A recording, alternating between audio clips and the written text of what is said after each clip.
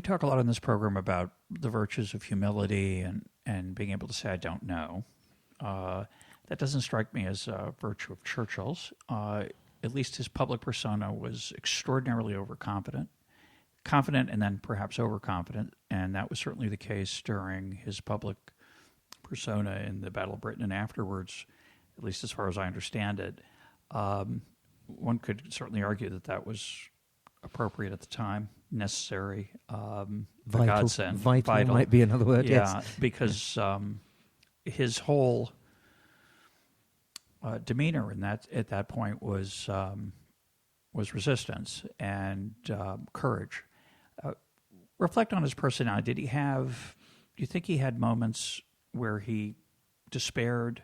I mean, the war took a horrible turn for a long, long time. It's hard to, for us looking back on it who didn't live through it, to realize how easy it could have been to give up at so many different times.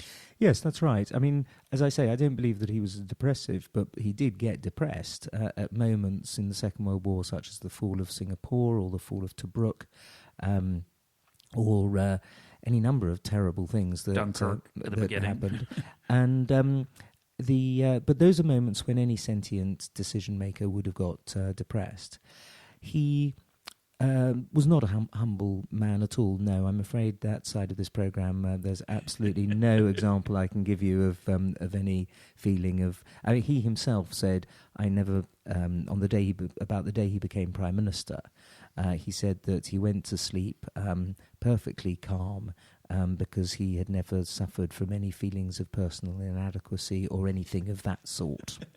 And, he was the son of a grandson of a duke. He was born in a palace. He had the education for leadership at Harrow and Sandhurst that drummed into him that he was expected to be a great man. And he had survived any number of close brushes with death in his life, which gave him a sense of personal destiny. And you get this very much, and it's the reason I subtitled the book Walking with Destiny. You get this very much from that moment, the day on which he became Prime Minister on the 10th of May 1940, when he said, "I felt as if I were walking with destiny, and that all my past life had been but a preparation for this hour and for this trial."